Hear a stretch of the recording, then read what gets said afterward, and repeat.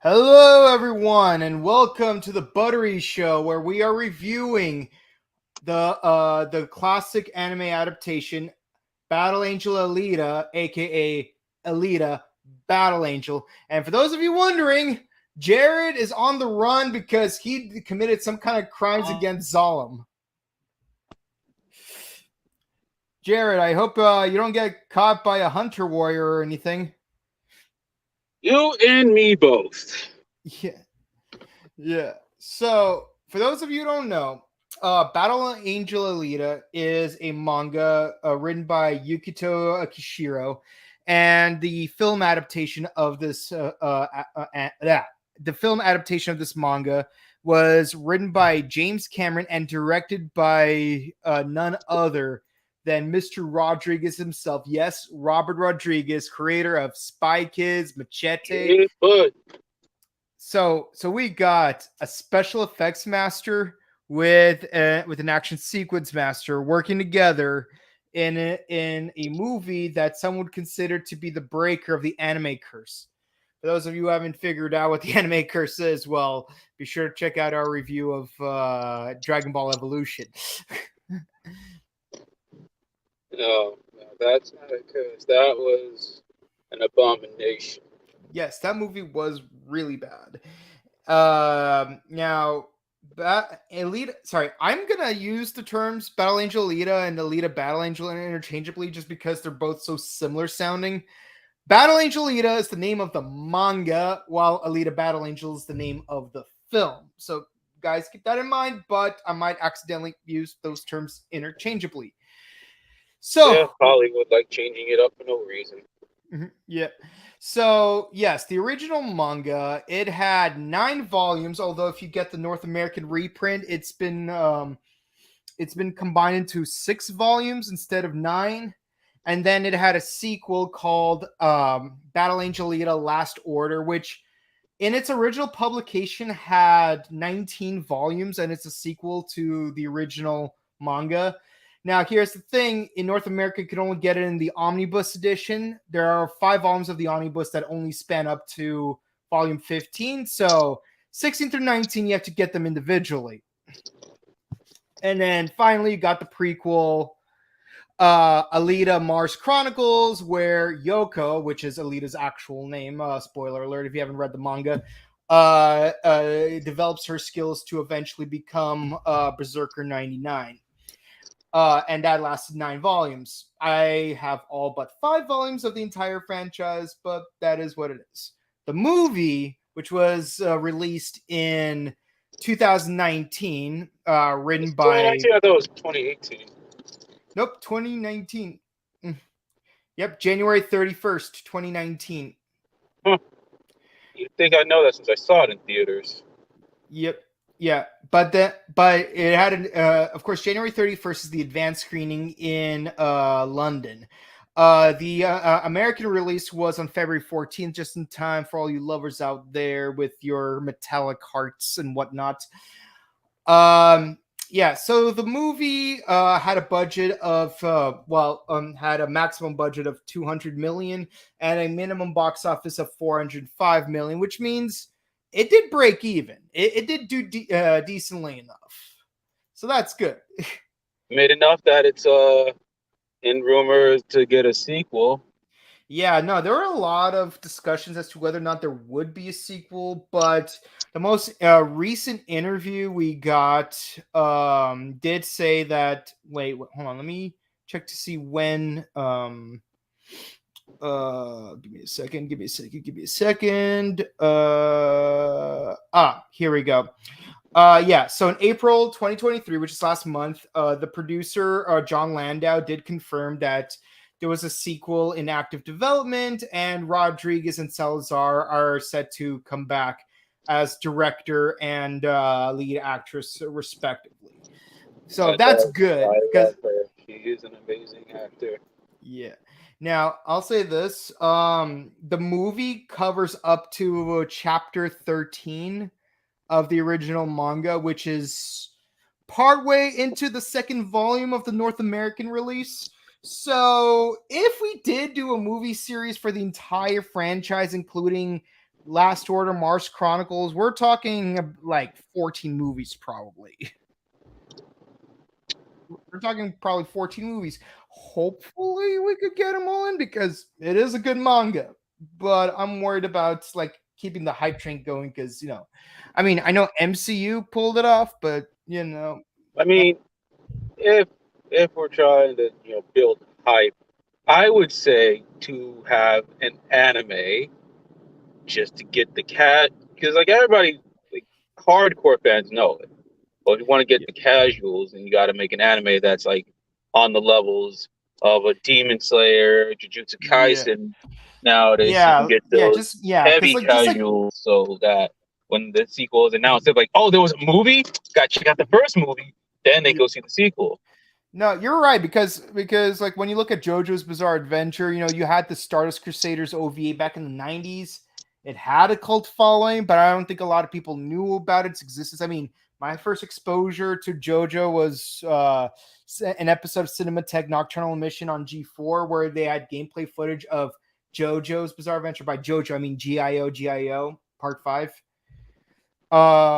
But now that like there's a new anime of JoJo, like everyone knows about JoJo, so there's new hype. And if there was ever a time to do a live action JoJo movie, now would be the time. But mm, mm, that depends on whose I hands think it's in. I think they could pull off a JoJo live action just based off of not only the anime hype, but also with the collaborations they have with fashion brands all the time. Oh, So having a movie would just absolutely. build that even more, Yeah, getting the diehards, the JoJo had casuals, and the collaborations with fashion type. Gucci, Versace, Dolce and Gabbana. Even Araki's work was featured in the Louvre. Now, and Hmm. so you make a great point. Like, I think that if we made a new anime series for Alita, just like we had a new anime series for JoJo, there would be newfound hype for the series to get Cameron to make more sequels. And again, we got a trilogy. These are just volume ones of the trilogy. Well, but if I'm And splitting hairs, if we really wanted to say, yeah, for Alita to get that hype built, JoJo could do the same thing. Have somebody model their stuff in Fashion Week, and while in Fashion Week, say, "Hey, this is from this anime. Oh, and be sure to check out the movie," so you get more promotion for it as well. oh, definitely. Yeah. So here we have the cast of the film Alita Battle Angel. Obviously, we got Rosa Salazar doing something very interesting here. This film is mostly live action, but she's the one almost the only character who is performed in motion capture. Yeah, she's And like half motion capture, half live yeah, action. yeah, because and it does make sense because keep in mind Alita is a berserker character, and berserkers have like different robotics, different technology. They even established that she's basically Tony Stark, where like her robotic heart can power Iron City for like many lifetimes. Um, but yeah, so she's played by Rosa Salazar. For those of you who don't know her, she has also performed in the Amazon series Unraveled, which is, if you really think about it, it's kind of like an American animated series adaptation of Gold Experience Requiem. Mm. um, Yeah, and what's really cool is that Rosa actually did her own motion capture and her own stunt work during the making of this film. Hmm. So in a way, I've like when I first reviewed this movie for Scrub Club, I actually made the comment that she could be the next Keanu Reeves. I believe that. Yeah, I yeah. honestly believe that, and I think what did I say? That at this point in time, Deadpool was popular. And, like Deadpool and Spider Man, finally revolutionized that you can do comic or anime and like accurate eye movements and just Mhm. eyes in general, and it still looks good enough to be like, oh, I can see that happening in real life. So he just translated her, especially her eyes, like so big as they wanted to stay as accurate to the anime to the manga as possible, and I think they pulled it off very well. Yeah, and some of her other acting credits include Maze Runner, Scorch Trials, American Horror Story Murder House as Nurse Maria. She was in an entire season of Parenthood. Let's see. She was in Body of Proof, Tim and Eric's Bedtime Stories. Um let's see. She was in 4 episodes of Big Mouth, and of course, as I mentioned, she was in the Amazon Prime series Undone. That the actual name is Undone. I don't know why I said Unraveled. I think I've been listening to a certain song too frequently. And yeah, Undone is kind of like Gold Experience Requiem if it, as an entire TV show. um, yeah. Now with her playing her father, Dr. Ito, is none other than Christoph Waltz. Goat, Uh, the what goat. Yeah, he is a goat. Like he was in Inglorious Bastards, The Green Hornet. He was in Carnage, not the Marvel movie, a different movie called Carnage.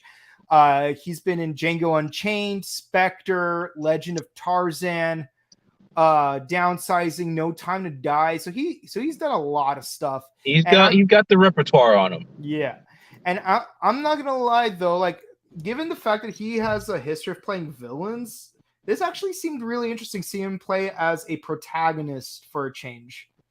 It was very refreshing to see him do that. I think Yeah. he enjoys the roles he gets, but I think he could pull off sympathetic father figure protagonist. Yeah, I'm not gonna lie though. There was a phase where he had his head shaven, and he even appeared on Saturday Night Live with his head shaven. And I'm gonna be honest, when he was bald, I swear he looked like he was a perfect ringer to play Victor Freeze if they ever adapted another Batman movie. I could see that. Yeah, can you imagine like a bald Hell, if he's Christoph bald, he could Waltz? probably even do Lex Luthor. If he Yeah, really wanted. yeah, but because he has that accent, like he could do a really good Victor Oh yeah, Freeze. yeah, I could see him doing. Yeah, Prepare for a he did moment better of Victor Freeze. discomfort. Maybe this was his audition for Victor Freeze. Yeah. But yeah, so Salazar played the titular manga protagonist Alita, and of course, Christoph Waltz, who was Dr. Ito, who honestly I feel like Vash Stampede got some of his looks from. uh, yeah, yeah, Confirmed. Bash and Aelita in the same universe. yeah. Yeah. So we got Kian Johnson playing Hugo. Now the actual manga name of the character is Hugo, but they changed it to Hugo. I don't know at what point in the adaptation. Here, let me just pull up a picture of Hugo himself. There we go. And yes, this is from the Alita OVA. So yeah. So just to give you an idea of what he was supposed to look like. Oh yeah. Yeah, a little bit more Damn. Shinji-ish. Yeah. Now, what were some of the projects Kian Johnson was in? Include Heritage Falls, Low Tide, Midway, Emperor, Ultimate Playlist of Noise. Some TV credits he was in included The Fosters as Tony. He was in Notorious as Finn. He was actually in 6 episodes of Euphoria. The show with Zendaya. Wow, I actually saw that show and I didn't even notice him in it. That's weird. Yeah. And of course, he's currently in the show Waco: The Aftermath. Let's see. Back. Yep. And of course, we got Jennifer Connelly as Chiron. Now I know like they pronounce it Chiron in the movie, but I like to use the proper Greek pronunciations. And who is a doctor She played working for the main what's her villain? name in Spider-Man? She played Spider-Man's AI. I forgot the name. Yeah, Karen. Karen, yeah. Yeah, but I recognize her more from the movie Beautiful Mind with Russell Crowe. Now, that's not the movie that she's probably the most famous for because she was She's in. the most famous for Labyrinth. Yeah, she was the main character in Labyrinth, and she was also in Some Girls, Career Opportunities, where they played a certain Flock of Seagulls song. She was She's got all she. these roles. Married to Paul Bettany. Both. Well, there's an MCU little tie-in, but we'll Yeah, continuously yeah. list She off was in the. Jennifer Yeah, Connelly's she played Jenny vast in repertoire. Rocketeer, Mulholland Falls, Dark City. Let's see. As I mentioned, Beautiful Mind. Of course, she was Betty Ross in the Hulk. And we got Oh Edward Norton in this yeah, movie, so forgot about that. we got two different Hulk universes right here in the same movie.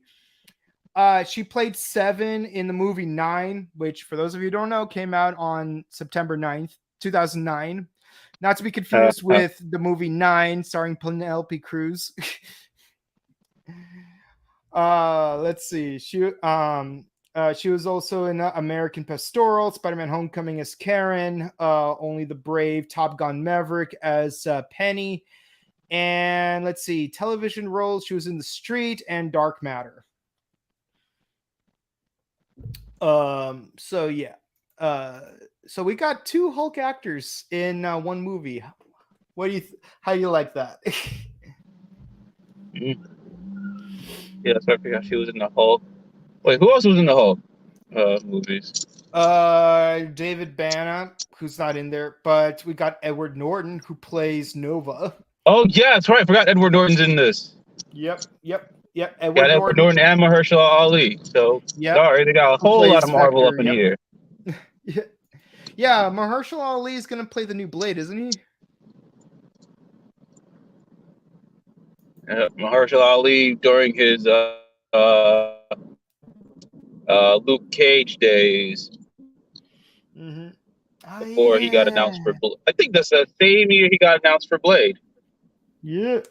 Yeah, and of course we got other characters such as Zapan and Garishka, and Garishka doesn't look as menacing as he does in the manga, but he's still pretty darn menacing. And here's a manga image of Zapan, in case if you guys are curious.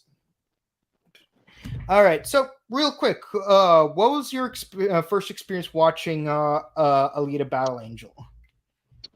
My first experience watching the movie was going to the theater, praying it was going to be good because I like James Cameron films. I love Robert Rodriguez, and I just wanted a good anime movie, and I wanted it to succeed. But it's mostly because Ryan, Henshin Gate Ryan, is a bigger fan of this than I am. So I was like, okay, we gotta make sure this does good. But I went in with hope, walked out pleasantly surprised.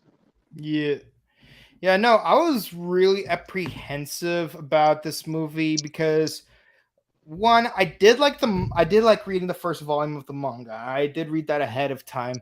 But we do have a history of bad anime movies, like as we've mentioned, we've got DBE. uh but we also had some good ones. There's at least one more good anime movie that we're gonna cover in Hollywood Anime Month. So bear with us, guys. Bear with us. An actual good one. Yeah, an actual good one. Well, technically, there's two good anime movies left, but we're only going to review one of those. And if we ever do a sequel to Anime Movie Month, we're going to discuss the other one. So I'll leave it to you, our audience, to guess what these two movies are and which one we're reviewing this month. So I don't even remember. Yeah. So the gist of this movie is. Oh wait, I didn't say my experience watching it. So yeah, this was actually one of the first few movies I actually reviewed on Scrub Club Gaming Podcast. The very first movie I did was Bumblebee. The Transformers remake, which looks like it was made by the same studio, to be honest. But then some movies I did later were Alita Battle Angel and that movie about Penny Page. God, what was that movie called? The one where Page becomes a member of NXT. It was directed by Dwayne Johnson. Mm. Anyways, those were the two movies. So it's like we got back-to-back movies of women kicking butt, and it's awesome. And if there's any writer I trust to make a butt-kicking woman on film, it's James Cameron. At least until we saw Terminator 6. But yeah, no. But in the past, Cameron did make a lot of really strong female protagonists that I've really looked up to, like Ellen Ripley, Sarah Connor, what's her name? Zoe Saldana's character from Avatar. Natari? Natari, yeah. She was a badass. True. Yeah, I mean, I didn't see the sequel yet. I will eventually, but yeah, Cameron has made a lot of really good female characters. I think at that point, the only female character of his that I did not care for was Rose from Titanic. I mean, it's Titanic. What do you expect? Titanic, not much to really say. It's a movie. Yeah. Nevertheless, I was like real. I was, and I'm not gonna lie, I was put off at first by like the way they made the mocap model for Alita's face and her eyes, but honestly, it grew on me as I watched the movie. How did you feel about the motion capture? I think after the first trailer, I was like, "Oh, what the hell?" But then, as time had come along, I got over it. I was like, you know what? I like it. Yeah, anything, I was like, damn. All right, Alita. Yeah, I was thinking like I think the main thing that it was off-putting about it at first is the fact that other characters were not motion captured, like because Ito and Hugo and honestly, let's be honest, some of the other cyborg characters were mostly like had the real faces on there. Kind of felt kind of weird that Alita's like the one character whose face is not real. But again, it grows on you. Like by the time when you get to the scene where like she's like shadow boxing in front of that mirror, like you're kind of used to it. One thing I do find really interesting in the adaptation process is, like I said, this movie is loosely based on the first 12 chapters of the manga. But what's really interesting is that some of the events that happen right there on the first chapter, they occur like midway into the movie. So it's kind of like they're actually stretching things out in the beginning and then cutting unnecessary fat towards the end. Because obviously Hollywood. Because obviously they cut. I mean, in any adaptation from a written medium to a visual medium, you do need to cut the fat in certain places. I mean, I don't mind not having Peeves the Poltergeist in Harry Potter, but I do mind them cutting out the potions challenge at the end of the book. But some things that they did cut out were mutants and werewolf pills, because there is a scene in the manga where a guy consumes a pill and becomes a werewolf. That did not happen in the movie, obviously. But one thing I find interesting in the book that they did change in the movie is towards the beginning of the manga, you actually see a prostitute getting her head bashed in, like right there in like the first few pages. And then like the next page over, you actually see Alita having the same arms as the prostitute, which honestly like was really good way of like sowing the seeds of doubt that Dr. Ito might actually be a serial killer. I mean, I think they wanted to go for a PG-13 rating. Yeah. No, you're not wrong. Now, I mean, they did change it somewhat, but I do like that instead of going straight into that, they did do a bit of world building because what they did not include in the first chapter of the manga, and we actually have to go like into it like later on, is is the kind of world Iron City is. So in both stories, you got Dr. Ito finding a body a cyborg body in a junkyard in Iron City, and it's the body of a teenage girl. He restores her, and obviously he names her Alita as a placeholder name until she finds out her real name. Spoiler alert, it's Yoko. You don't find that out in the movie yet. But in the movie, what they do is like they actually have her explore Iron City a little bit, like get to know things like eating oranges, fighting a sentry, learning about a motorball. What were your thoughts about like the world building aspects of the movie, like towards the beginning? It was cool. I mean, most of it was spoiled in the trailer, but it was still I liked it. I think I had to be for real. I think outside of Ed Skrein, my favorite part of just in general this world was the motorball stuff. Yeah. Yeah, no, like I actually do find it interesting, but that like she's sort of like a blank slate, and she's like learning her way around this human world.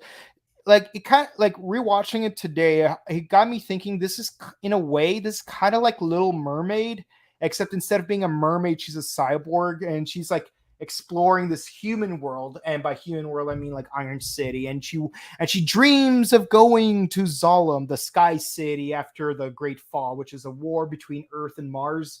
And yeah, it turns out Alita's body came from a berserker from Mars that were sent down to Earth in order to defeat a tyrannical dictator named Nova, who, as we mentioned, is played by Edward Norton in this film. So what are your thoughts about Motorball as a whole? Not Murder Ball, Motor Ball. I mean, people get murdered, so it's kind of hard not to say Murder Ball. I mean, just take ATs from Air Gear, IGPX, mash it into one. That's what you got with Motorball. Yeah, Only no. this came before both those.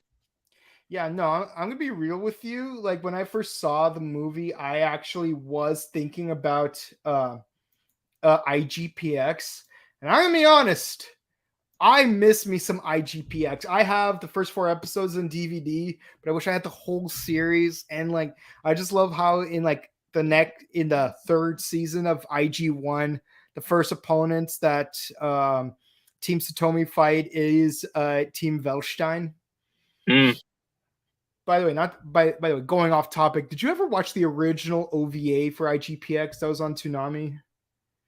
I probably did. I remember just watching it every weekend. Just like didn't care what episode was what, as long as I was watching IGPX, One Piece, Bobo, Naruto. I was set. Yeah. Yeah, no, I can't believe that they had the original OVA like in like 2003, I think, when they had that promo for Trapped in Hyperspace, but then they wouldn't do like a full anime adaptation until like 2006 when like Toonami moved. No, actually, no, 2004 when Toonami moved completely to Saturdays. I remember it's 2004 because the announcement was like, oh, here are some new shows that are coming up: Yu-Gi-Oh! GX, Code Lyoko, Bobo, and IGPX. And obviously, 2 of those shows went to Maguzi. The other 2 shows went to Toonami on Saturdays. But yeah, no, it was cool to see like IGPX in a way come back to life in the form of Motorball. So excited. But we do find out that there is a serial killer on the loose. And of course, Alita is starting to suspect that serial killer might actually be Dr. Ito. And that's when we get one of our first fight sequences in the entire movie. Where, in the book, it's just a solo mutant, but in the movie, they made the actual killer a female cyborg wearing a red hood. And by the way, how do you like that Little Red Riding Hood angle that they went with that sequence? I mean, it was clever. I mean, like it differentiated from the manga, but I think again to appease the casuals who are like, "Oh, this looks cool." It did its job very well, especially to set up like, especially if you know the characters, you make you think, "Oh, Doctor Ito, he's the serial killer." Yeah. Like, nope, psych, Yep. bounty Nope. hunter. He's a hunter. He's a hunter. Yep. And turns out Little Red Riding Hood is one of 3 cyborgs that are trying to collect women's parts, and they were particularly seeking Alita's parts because she's a new top of the line model and whatnot, and because like she has lost technology from 300 years into the past after the Great Fall. And of course, we are introduced to. Oh no, I think we lost our host with the most. But Sorry about that. Yeah, as I was saying, we are introduced to one of the main villains of the series, known as Grishka. And of course, here's the manga image. And if you look over here on the bottom left, that's him in the live action version right there. And of course, oh yeah, and you got both a hooded and unhooded versions of the evil Little Red Riding Hood at the bottom towards the center. Not sure why they included Screwhead into the poster. She only has like one scene in the entire film, so I don't know why at all. Yeah, Alita kicks all of their butts because turns out she unlocked a memory of using an ancient Martian martial art known as Panzerkunst. Okay, so this first fight sequence, how do you feel about the choreography here? it was good, smooth, fluid. I mean, I'm gonna praise Aelita's fighting and just in general. I mark out for her. I mark out for Rosa Salazar. So, like, let's just say, I just like cut. I'm just gonna cut the BS and say everything with her is a solid Mhm. 10. Yeah, no, I have to say, like, the fight sequences are some of the most amazing I've seen in a while, and yes, they do use a lot of combination of both practical stunt choreography and motion capture because as you can see from the promotional art, some of these characters are mostly cyborgs. Like for example, in the case of Zapan, who's supposed to be the greatest of the hunters, almost his entire body is completely robotic except for like his face, which uses prosthetic skin and whatnot. But what's interesting is that he has a sword that was made from Martian technology. Hmm. Who did he have to kill to get his hands on one of those? Deadpool. Yeah, no, I'm not gonna lie though.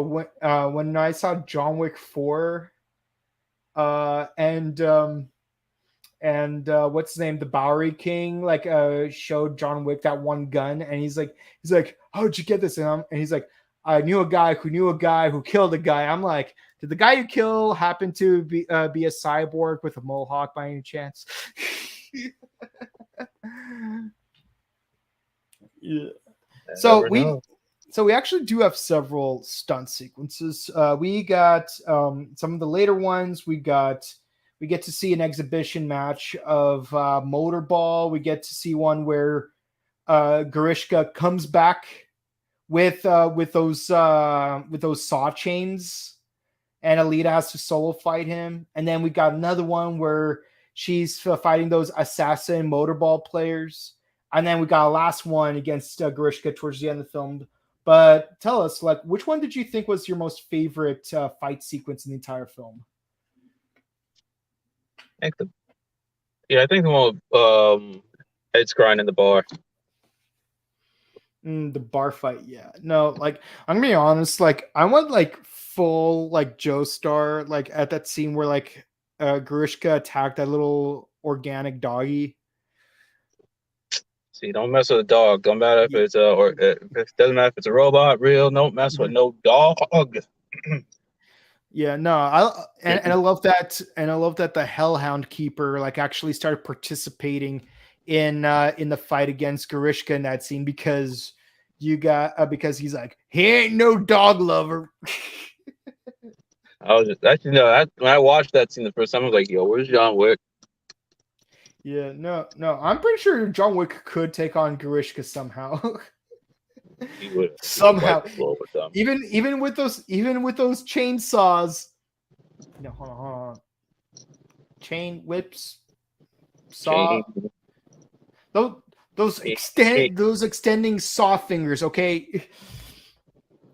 the chain whips from Scott Pilgrim. There, Yeah. So we got those, and yeah, no, it was cool to see. Like Alita made this epic speech saying, "Hey, we all need to work together to fight Garishka," and everyone's like, "Yeah, no, there's no bounty on him, and also he's tougher than the rest of us. Yeah, no, we're not gonna participate." So it's like, yeah. But she did lose her body, but in an earlier scene, she did recover a Martian robotic body that's more sensitive to her neurology. So it turns out, even though she appears to be a teenage girl, she's actually much older. And I don't mean older like 300 years older because she's from 300 years ago, but more like older and like, yeah, no, the character's in her like she's 20s. legal enough to drink older. Yeah, yeah. Yeah. So, get ready to intimidate Yugo a little bit. Now, obviously, Yugo has the hots for her, but also he is part of a group of friends who like to collect parts for money. So they ambush cyborgs, especially ones who play motorball, and then they resell the parts to Vector, who promises to get them I'll to Zol. promise you Valhalla or wherever the hell they want to go. Yep, Zolom, Zalem, yeah, same thing. the last sky city on Earth. Now, what were your thoughts when they revealed that Yugo was one of the repos? Was not surprised just because I just got F boy energies off of him. It's like, man, you got that city boy behavior. I don't vibe with that. You trying to be all, oh, Alita, I like you. Oh, let me show you this. Let me show you how it's like to be a human. Ever had some chocolates? It's like, chocolate. No, he's a whole F Chocolate boy. is a symbol of love. So was my Dende. I ain't just touting it all around trying to be on some city boy behavior. Mm-hmm. Yep. And of course, Jennifer Connelly plays Kyron, and she used to be Ito's wife. And turns out Alita's body was originally supposed to belong to Ito and Kyron's daughter, who happens to be named Alita, and she was killed by a drugged up cyborg and former motorball player. But I have no use for this body, so I'll give it to this random cyborg girl I met in the junkyard. So there's that. But Chiron also wants to go to Zalm. Yep. Everybody wants to go to Valhalla. I mean Zalem because they're promised something. Yeah. Now, and of course, we find out from Vector, who occasionally is possessed by Nova, that what are the only two ways for one to get to Zalem? I mean, I would just say fly. Build some wings and fly. No, sadly, there's only two ways to get to Zalem. Either become the eternal champion of Motorball, which Alita hopes to become incidentally because she just likes Motorball. And the other is, well, a certain way that Chiron finds out the hard way. As as spare organs. All I gotta say, it sucks to us. Suck, bud. Now, I'll give this movie credit. It's actually pretty visceral and it's very gory and violent, despite a lot of people getting killed off are cyborgs. But believe it or not, it is still rather tame compared to the actual manga. Believe it or not. PG-13. Like we see a guy get pulled into a steel grinder. And he has an organic head, so like his head's gonna squirm. He's going to die. He's not just a random robot that Samurai Jack could slice open and then motor oil just like spills onto Jack's body. No, this dude is dying for real. I mean, like I said, it's PG-13. They ain't gonna do all that for a reason. Although, at the same time, it would be nice to see an R-rated version of this. Just because you want to see how far they can actually take it. So Yugo gets framed for killing his best friend. And by the way, shout outs to the homies real quick. and so Zapen is running after him. Alita, in the middle of her trial race on Motorball, manages to rescue him by, believe it or not, decapitating his head, putting it on life support. Hey man, you gotta do what you gotta do to win. Yeah, but you have to admit, it was really satisfying watching Zapan be on the wrong end of the Hunter Code, and then Alita just like slices his face off with his own sword. Hey, she was watching Nicolas Cage and John Travolta do it. It's like, hey, if they can do it, I can do it too. Face off. Yeah, and of course, Yugo gets hooked up with a robotic body, and then he does one of the worst things he could possibly decide to do. One of the worst things, he broke Alita's heart. So yeah, the term is always your spare parts, bud. But in this case, Hugo is literal spare parts. Yeah, but yeah, just as Alita confronts Yugo and Grishka for the last time, and finally kicks both of their butts using that awesome Martian sword, slices Grishka in half. She finds out Yugo is climbing up that cable that leads up to Zalem. Now, if all you remember the flashback scene, last time 99, which is her code name as a berserker, climbed up one of those cables, she lost almost everyone from her Martian squadron. Oh yeah, that wartime flashback. And like we're talking, and there's like a giant saw blade that goes down the entire cable, and it's really high up, so it's not like you could jump it very easily. Like freaking, if you've ever played Bayonetta, there's a sequence when you fight Justicia where you have to run up one of its tentacles and reach the core of its body.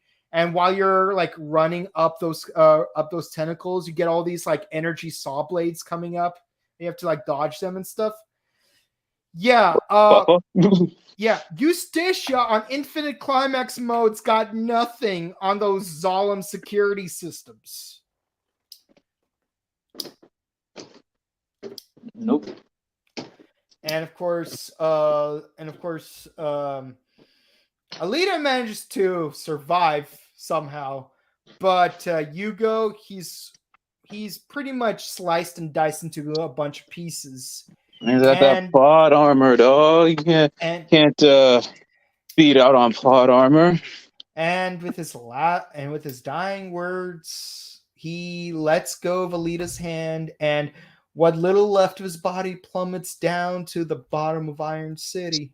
Like literally, there's nothing left of him besides his head, part of his shoulder, and his arm that's holding onto Alita's arm. He's like, and he lets remember go. me as I was, not a simp. Remember me as I was, the guy who no longer wanted to scrap parts, and not the me that stupidly decided to climb up to Zalem. Nah, you was spare parts, bud, even before you became spare parts. Yeah. So yeah. And of course, the movie ends with a motorball game where it's like a championship qualifier. So there's clearly a bit of a time jump where Alita's like already has climbed up the ranks in I see it as motor. a good way to open up the sequel where it's like, Yeah. okay, we see her at the Motorball Championships. Like, I would start off the sequel of her rank going up the ranks and then going back to where we left I off. mean they could. I mean that's what they did with Rocky 3.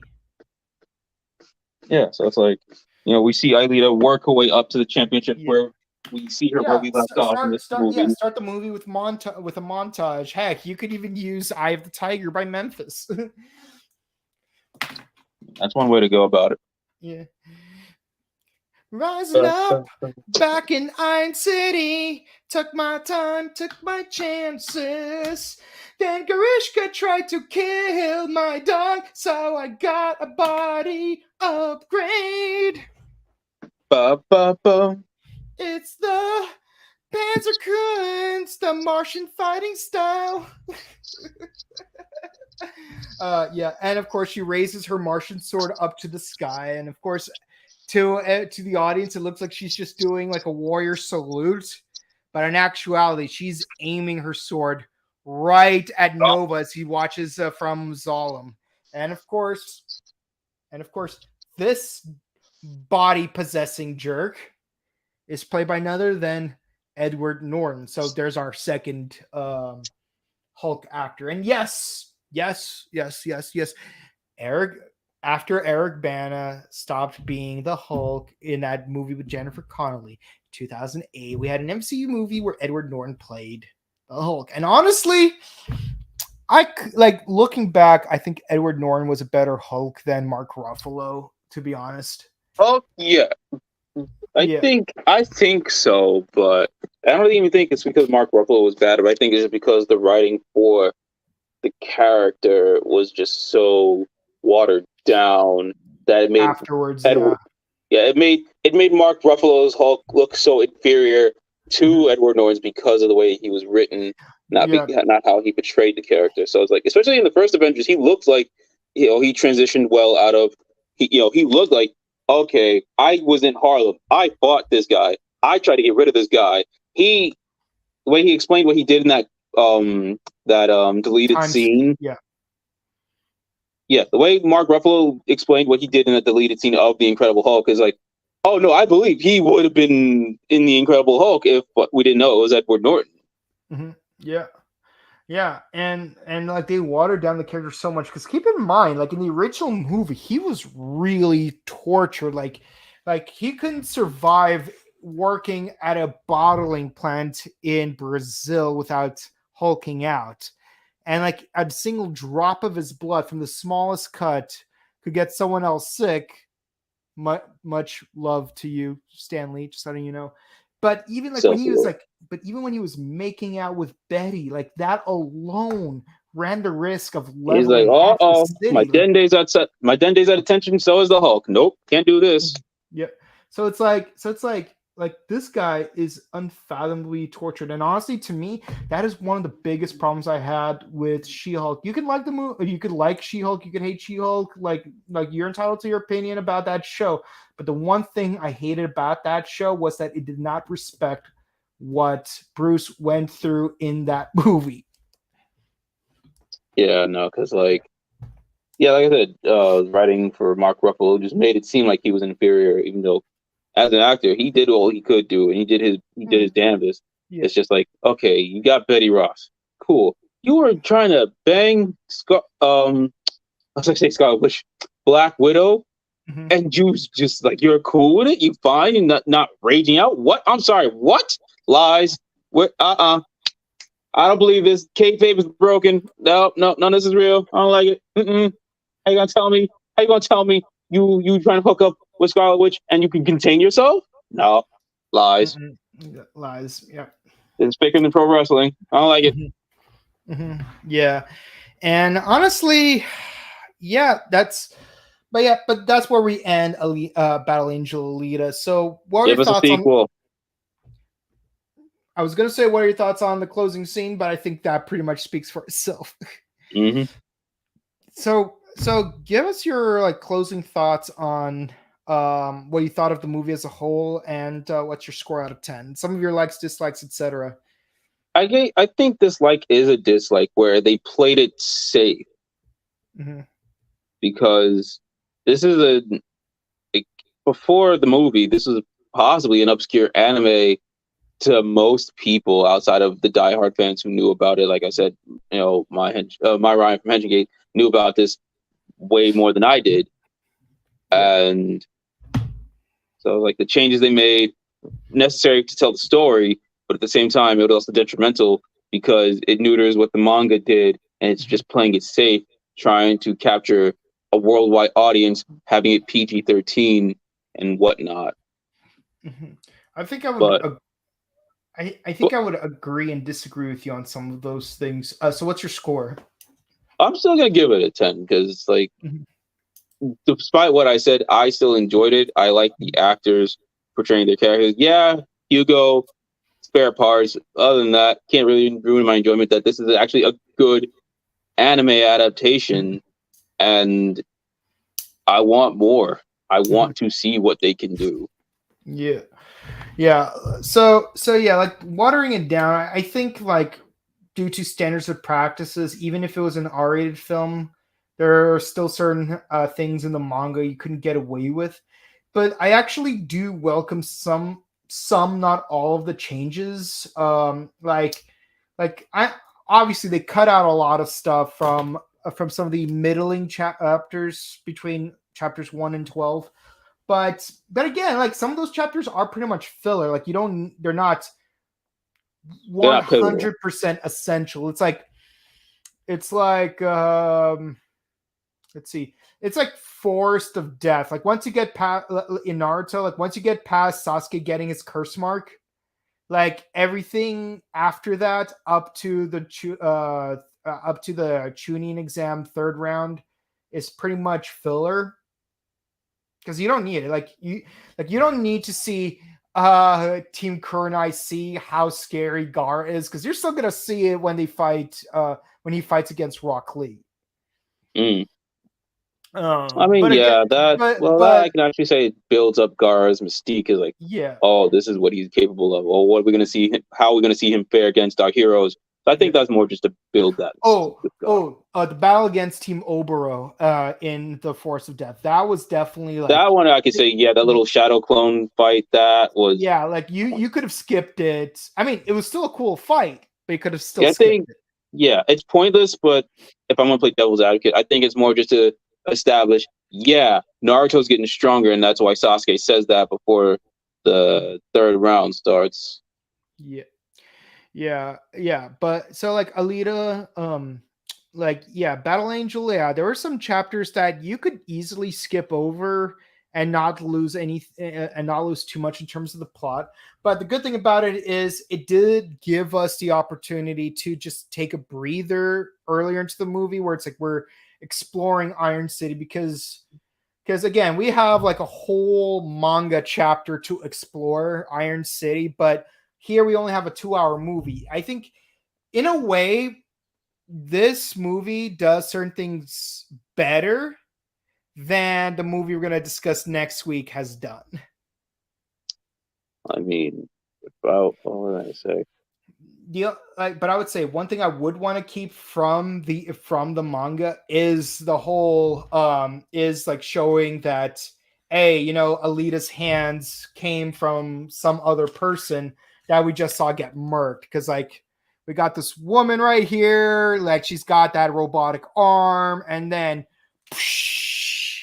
and Yeah, then nah, them killing and a then very prostitute would next have been a little like, and then oh very no, we next can't do that. page, and then very next page, she's got the same hands. Heck, you don't even have to see that cyborg woman get murdered. Like you could just do a close up of her hands, and then she's like, and then you have a close up of her head. It's like, hey, who are you? And then you hear a scream off screen, and then next shot you see is Alita like admiring her own arms, which happen to resemble the arms of that woman from the previous scene.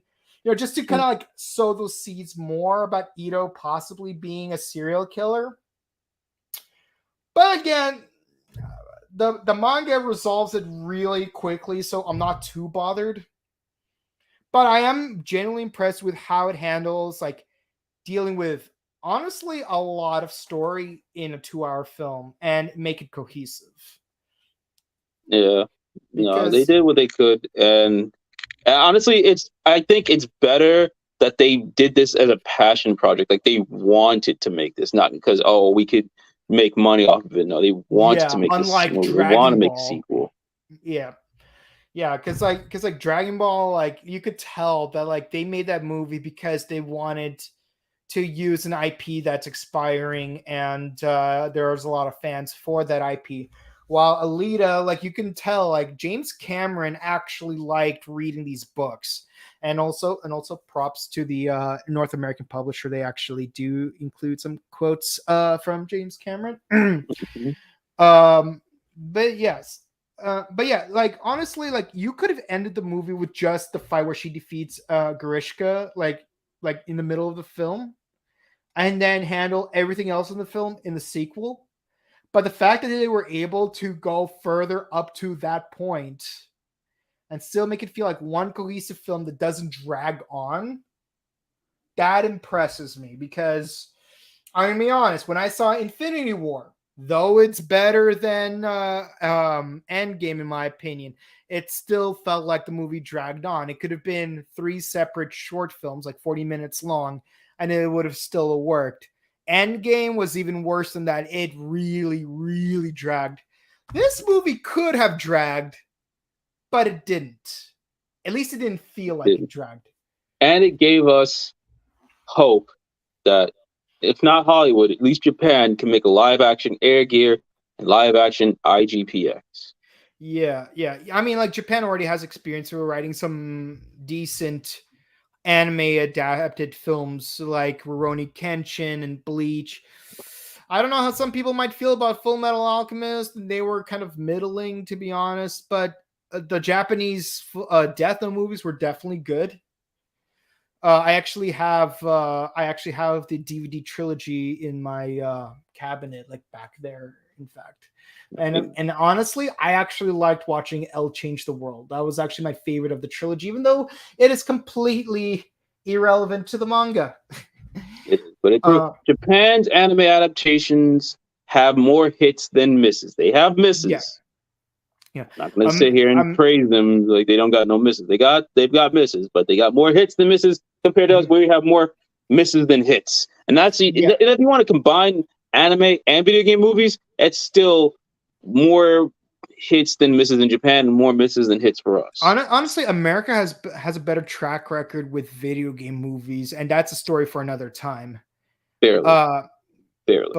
But as far as anime adaptations go, Hollywood has not had a good track record. And like I said before, there's probably only like 3 or 4 decent to good anime adaptations in Hollywood. And thankfully, Battle Angel Alita is the most recent of those outliers. And here's hoping that eventually we would get more of those outliers to the point they're no longer outliers. Well, I mean, Knights of the Zodiac comes out. Yeah, like Knights of the Zodiac is coming out soon. Guys, be sure to check it out. And if you like it, I'm only going to see it because of my boy from On the Block. That's the only reason why I'm going to see it. Yeah, yeah. No, like I know that Mark Dacascos is going to be in it. So second reason. There you go. Yep. Second reason. And Sean Bean plays a character. And Sean Bean is really funny. Yeah. But yeah, so here's hoping Knights of the Zodiac does really well. Because again, like we say that we hate anime adaptation movies, but the thing is, when new ones come out, it's not that we want them to fail. We want them to succeed. We want them to be good. It's just that when they do come out, most of them are piss poor. Yeah, and it disappoints us. It hurts us. And so like when we see another one get announced, we are scared that the pattern's going to continue. It's still going to be bad, and we don't want it Especially to if be they don't bad. market them properly. Knights of the Zodiac, I keep forgetting it's coming out, but I keep seeing it like on Instagram, mostly Instagram, barely on TikTok. Yeah, And if the actors weren't I don't promoting it, even see it on YouTube. exactly. If the actors weren't promoting this, I wouldn't even remember. Oh yeah, that's coming out. Like going off on a tangent pertaining to Mark DeCascos, the only reason, in my opinion, why Kamen Rider Dragon Knight failed is the lack of marketing. Because the only time there were ever commercials for Dragon Knight was during the CW4 Kids block, or Vortex, or Toonzai, or whatever it's called. It was It was called at the a time. CW for kids Yeah, that had it at that point. yeah, It was and like transitioning from CW to CW for kids. They barely, if at all, marketed it. They had a trailer for it yeah, before the that's first it. episode debuted the same weekend. Yeah. And then what's it called? And even for the toys, like they only ever showed the ads for the toys literally in that 24-minute period where they aired the actual episode. I did not see them I didn't see them airing toy commercials for Dragon Knight during Yu-Gi-Oh 5Ds or during Dinosaur King. No, I only saw 2 episodes of Dinosaur King, so like I didn't really care Dinosaur for that. King, don't sleep on Dinosaur King now. I will fight you. No, I mean, I might check it out eventually, but the point is, in the few times I did see Dinosaur King, guess what? Guess what was not being advertised during Dinosaur King? Dragon Knight. And like the only reason I knew Dragon Knight existed is because my mentor was Joe Doherty, the maker of the documentary 7 Days in Japan, and he was friends with Steve Wang.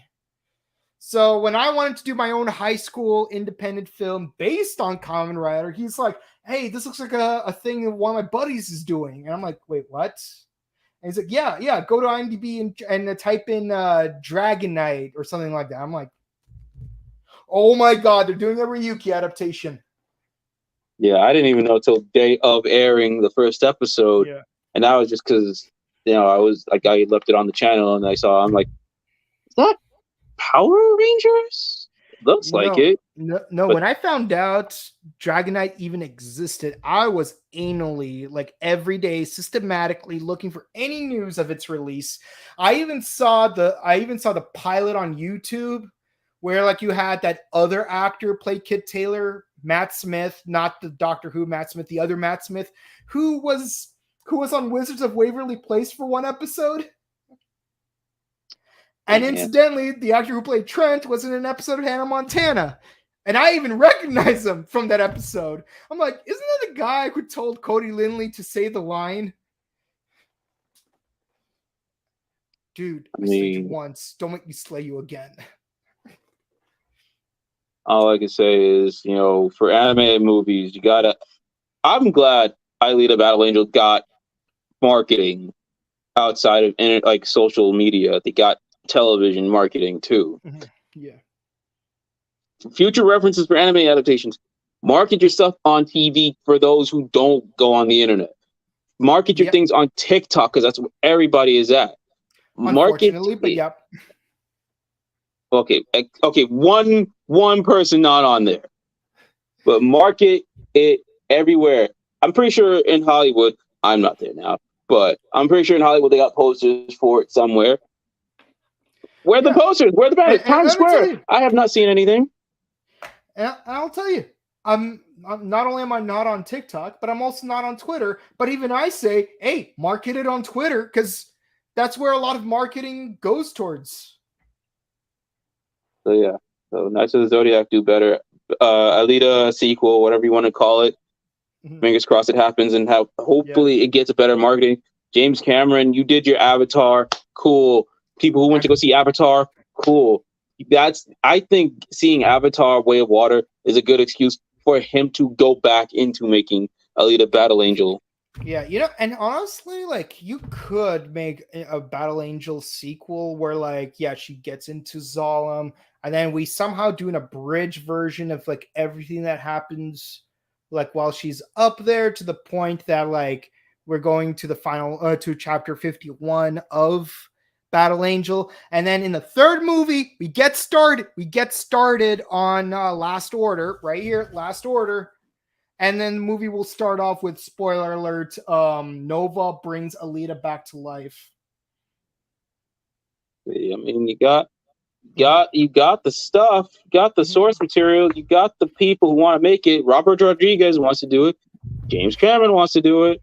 It's under Disney has no Disney. We've already, if y'all watched us on Morphin Network, we've gone through a list of animes that are on Disney Plus Japan as is. No excuse. And you could do an Amazon Prime series for Mars Chronicles to promote the movie franchise. Well, no, actually, no, that would go to Disney as well. Unless they wanted to, put that on. Unless Disney said, yeah, we can put that on Amazon. Other than that, that could go to Disney Plus. I'm thinking Amazon Prime just because, like, the show Undone is on Amazon Prime. So, like, bringing Rosa Salazar back. Yeah.